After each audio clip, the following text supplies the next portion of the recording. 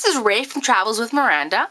Reader Joni asked me to do a segment on how to install shelves in your RV cabinets. So I just thought I would go ahead and show you since I have a couple more shelves to install. So this is the cabinet over my sink in the kitchen.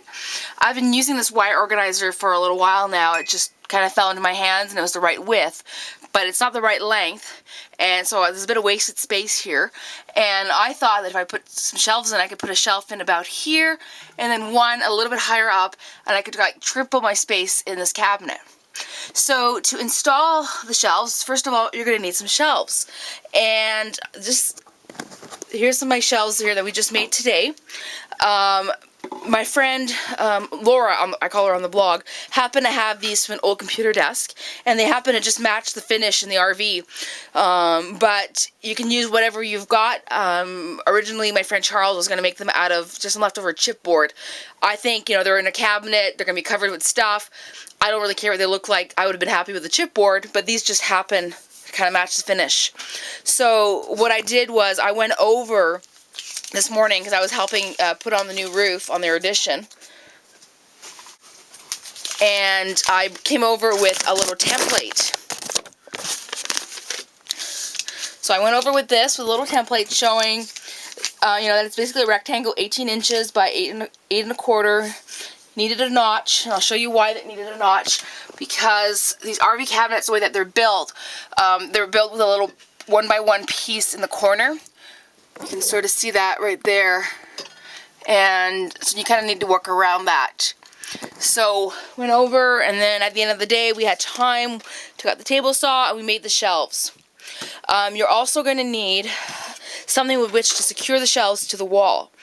And I like using these little 1x1 square angle brackets simply because I used these when I was building my cabinets in 2010, and I bought a contractor grade bag of them. So I had a couple hundred, believe it or not. So I've just been using them up. They're really handy, but you could use a little block of scrap wood or anything like that to hold them. So these work really well though. You're also going to need some screws. For working with paneling that you've got in an RV, these little short fat screws work really well. These are 3/4 inch. So of course if you're going to use like a piece of wood, you're going to have to go thicker. But you're going to want the nice fat screw to bite into the paneling. I discovered this when I had a mobile house. I noticed that if you use thinner screws, it doesn't bite, and then there's a good chance it's going to rip out. So these work really, really well. Sometimes you can get the ones that have like a flatter kind of head so that they can sit flat. But this is what was available at my small town hardware store, and these, you know, not too expensive. And then you're going to need a drill or a screwdriver. This is my ancient drill that draws about 50 billion amps, but it works really great. Okay, so now I've actually emptied the cabinet out so that I can have room to work. And when you're installing the shelves, you're going to want to make sure the shelf is secured on at least 3 sides. So the way that I had the shelf planned out is it's going to be secured at least 3 brackets along the back here. There's going to be at least 2 on the side. There's going to be 1 on the side piece here in the front, right there. And there's going to be 1 on the side piece here. So I have to just figure out how high I want the shelf to go. And so if they're secured on the 3 sides of the shelf, it's going to be nice and solid, and I like to over-engineer. So as I was starting to try to install the shelf, I realized that there was another vertical piece in the other corner that I missed. So I just had to run out and saw the little corner here. I just used my little handsaw for that.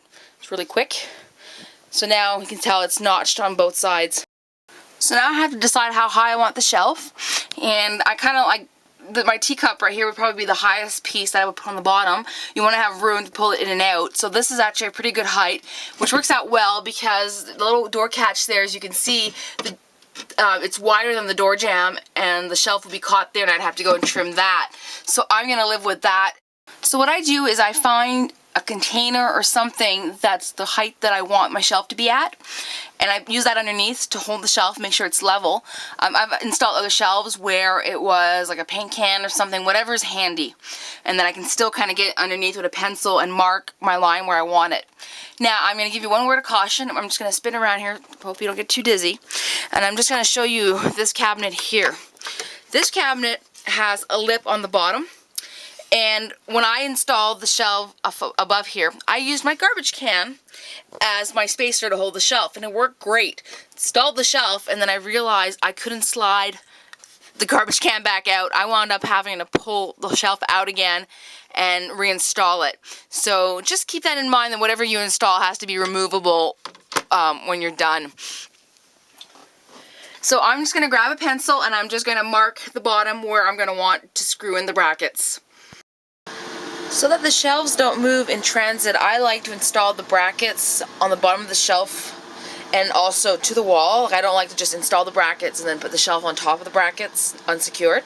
So I pre-installed on two sides. I was originally going to put brackets along here and here, but I can't get the screwdriver in there. So instead, it's going to be secured. I'm going to have two brackets on the side here, and it's going to be resting on top of this thing here, and that's going to be nice and solid. So let me get that installed. So I've got it installed, and it looks really good because it matches the wood finish. What are the odds? I have some extra holes down there because I tried to do this last night after putting on a roof, and I probably should have just waited till this morning. It was a lot easier this morning. So it's really nice and solid, as you can see. Now, because of the catch here, I had to install the shelf a bit higher than I had wanted to. So I'm not sure if I'm going to put the second shelf in or not. I'm going to see what I want to store up here. So some of you might ask me, why don't you just bring the catch down a couple of inches? They're a real pain to line up. This is working fine. I don't like to touch things that are been working and proven. So I'm gonna actually put some stuff back on my shelves and see if I actually do want to get the second shelf put in or not. Well, I think I do want the second shelf. I've got like my little teacups would fit really nicely on the shelf above the bowls, and then I have a whole bunch of these Tupperware containers, these little ones, and these little Pyrex dishes that would fit really nicely up there. So it actually would be worth it to put this other shelf in. So I'm just about to do that, and I will show you what it looks like when I'm all done. Here is my cabinet now that I've got the shelves installed. I'm really pleased with how it came out and how it looks, just because it just so happens that the shelves happen to match my finish. So now I've got room. I can put my little teacups fit in here perfectly. I got my little containers up here.